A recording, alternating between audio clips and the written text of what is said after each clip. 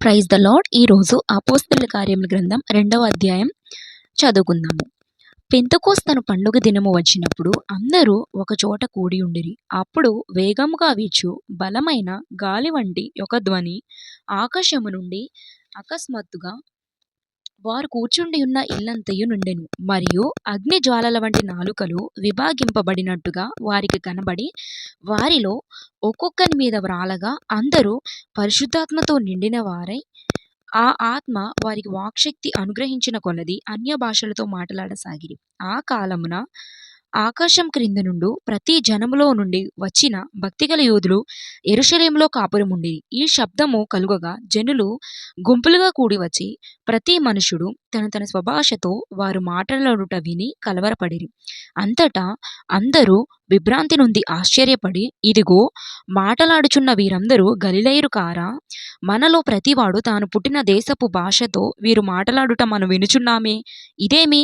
పార్తీయులు, మాదీయులు, ఎలామీయులు, Mesopotamia, యూదయ, కప్పదోకియా, పొంతు Asia, ఫ్రుగియా, పంపులియా, ఐగుప్తు అను దేశములయందలి వారు, కురేనే దగ్గర లిబియా ప్రాంతములందు కాపురమున్నవారు, రోమా నుండి పరవాసులుగా వచ్చినవారు, యూదులు, యూద మత ప్రవిష్టులు, క్రేతీయులు, అరబీయులు మొదలైన మనమందరమును వీరు మన భాషలతో దేవుని గొప్ప కార్యములను వివరించుట వినుచున్నామని చెప్పుకొనిరి. అందరూ విభ్రాంతి నుండి ఏటూ తోచక ఇదేమగునో అని ఒకరితో ఒకడు చెప్పుకొనిరి.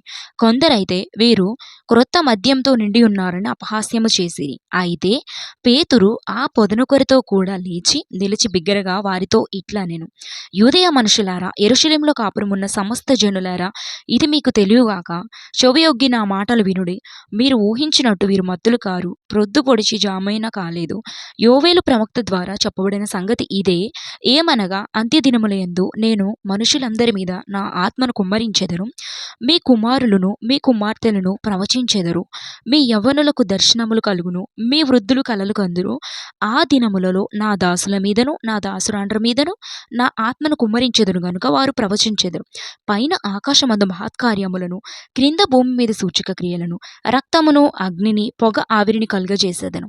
ప్రభువు ప్రత్యక్షమగు ఆ మహాదినము రాకమునుపు సూర్యుడు చీకటిగాను చంద్రుడు రక్తముగాను మారుదురు.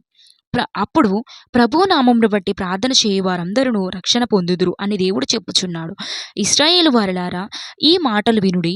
దేవుడు నజరీయుడగు యేసు చేత అద్భుతములను, మహత్కార్యములను, సూచక క్రియలను మీ మధ్యను చేయించి ఆయనను తన వలన మెప్పు పొందిన వానిగా మీకు కనబరిచెను. ఇది మీరే ఎరుగుదురు. దేవుడు నిశ్చయించిన సంకల్పమును, ఆయన భవిష్యత్ జ్ఞానమును అనుసరించి అప్పగింపబడిన ఈయనను మీరు దుష్టుల చేత సిలువ వేయించి చంపితిరి.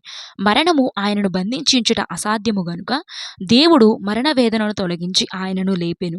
ఆయనను గూర్చి దావీదు ఇట్లనెను, నేనెల్లప్పుడు నా ఎదుట ప్రభువును చూచుచుంటిని. ఆయన నా కుడిపార్శ్వమున నున్నాడు గనుక నేను కదల్చబడను. కావున నా హృదయము ఉల్లసించెను, నా నాలుక ఆనందించెను, మరియు నా శరీరం కూడా నిరీక్షణ కలిగి నిలకడగా ఉండును. నీవు నా ఆత్మను పాతాళములో విడిచిపెట్టవు, నీ పరిశుద్ధిని కుళ్ళు పట్టనీయవు. నాకు జీవమార్గములు తెలిపితివి. నీ దర్శనం అనుగ్రహించి నన్ను ఉల్లాసముతో నింపెదవు. సహోదరులారా, మూల పురుషులకు దావీదును గూర్చి మీతో నేను ధారాళముగా మాట్లాడవచ్చును. అతడు చనిపోయి సమాధి చేయబడెను. అతని సమాధి నేటి వరకు మన మధ్యనున్నది.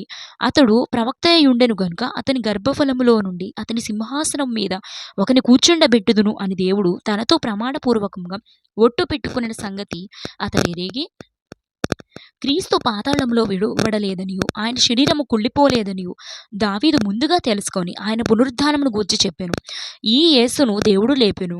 దీనికి మేమందరము సాక్షులము కాగా ఆయన దేవుని కుడిపార్శ్వమున హెచ్చింపబడి పరిశుద్ధాత్మను గూర్చిన వాగ్దానమును తండ్రి వలన పొంది మీరు చూచు వినుచున్న దీనిని కుమ్మరించి ఉన్నాడు. దావీదు పరలోకమునకు ఎక్కిపోలేదు. అయితే అతడు ఇట్లనెను, నేను నీ శత్రువులను నీ పాదముల క్రింద పాదపీఠముగా ఉంచు వరకు నీవు నా కుడిపార్శ్వమున కూర్చుండుమని ప్రభువు నా ప్రభువుతో చెప్పాను. మీరు సిలువ వేసిన ఈ యేసునే దేవుడు ప్రభువుగాను క్రీస్తునుగాను నియమించెను. ఇది ఇశ్రాయేలు వంశమంతయు రూఢిగా తెలుసుకొనవలెనని చెప్పాను. వారు ఈ మాట విని హృదయంలో నొచ్చుకొని, సహోదరులారా, మేమేమి చేతుమని పేతురును కడమ అపోస్తలులను అడగగా, పేతురు, మీరు మారుమనసు పొంది పాపక్షమాపణ నిమిత్తము ప్రతివాడు యేసుక్రీస్తు నామమున బాప్తిస్మము పొందుడి. అప్పుడు మీరు పరిశుద్ధాత్మ అను వరము పొందుదురు. ఈ వాగ్దానము మీకును మీ పిల్లలకును దూరస్తులకు అందరికీ, అనగా ప్రభువైన మన దేవుడు తన యొద్దకు పిలిచిన వారికి అందరికీ చెందునని వారితో చెప్పెను. ఇంకను అనేక విధములైన మాటలతో సాక్ష్యమిచ్చి, మీరు మూర్ఖులగు ఈ తరము వారికి వేరై రక్షణ పొందుడని వారిని హెచ్చరించెను. కాబట్టి అతని వాక్యం అంగీకరించిన వారు బాప్తిస్మము పొందిరి. ఆ దినమందు ఇంచుమించు 3000 మంది చేర్చబడిరి. వీరు అపోస్తలుల బోధ యందును, సహవాసమందును, రొట్టె విరుచుట యందును, ప్రార్థన చేయుట యందును ఎడతెగక యుండిరి. అప్పుడు ప్రతి వానికిని భయము కలిగెను. మరియు అనేక మహత్కార్యములను సూచక క్రియలను అపోస్తలుల ద్వారా జరిగెను. విశ్వసించిన వారందరూ ఏకముగా కూడి తమకు కలిగినదంతయు సమిష్టిగా ఉంచుకొనిరి. ఇదియుగాక వారు తమ చర స్థిరాస్తులను అమ్మి అందరికిని వారి వారి అక్కర కొలది పంచిపెట్టిరి. మరియు వారేక మనస్కులై ప్రతి దినము దేవాలయములో తప్పక కూడుకొనుచు ఇంటింట రొట్టె విరుచుచు దేవుని స్తుతించుచు ప్రజలందరి వలన దయ పొందిన వారై ఆనందముతోను నిష్కపటమైన హృదయముతోను ఆహారము పుచ్చుకొనుచుండిరి. మరియు ప్రభువు రక్షణ పొందుచున్న వారిని అనుదినము వారితో చేర్చుచుండెను. ఆమేన్.